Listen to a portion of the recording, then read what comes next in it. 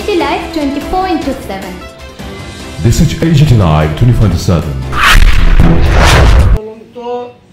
এটা আমরা কিছুদিনের মধ্যে আমরা আগামী দিনে জনসাধারণের পকেট কেন্দ্রীয় বাজেট এই বাজেট আমরা একটা জিনিস লক্ষ্য করেছি, বিশেষ করে উচ্চশিক্ষা ক্ষেত্রে কোনো বরাদ্দ বৃদ্ধি করা হয়।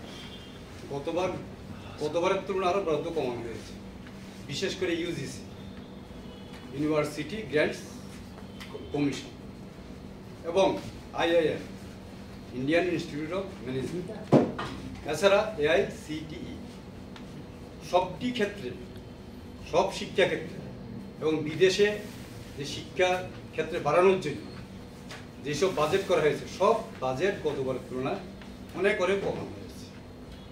আমরা শুধু আমাদের পূর্ববর্তী বক্তা একটু আগে বলেছি যে বিরোধিতার জন্য আমরা বিরোধিতা করছি, আমরা এই কারণে বিরোধিতা করছি, এই বাজেট সাধারণ মানুষের জন্য কি হয়েছে, শিক্ষা, স্বাস্থ্য, কৃষিক্ষেত্রে কি উপকার হয়েছে, কোনো উপকারে আসে এবং দ্রব্যমূল্যের উপর কোনো হাত দেয়নি। কার দ্রব্যমূল্য দিন দিন বেড়ে চলছে, যেখানে মানুষের ক্রয় ক্ষমতা একেবারে কমে যাচ্ছে।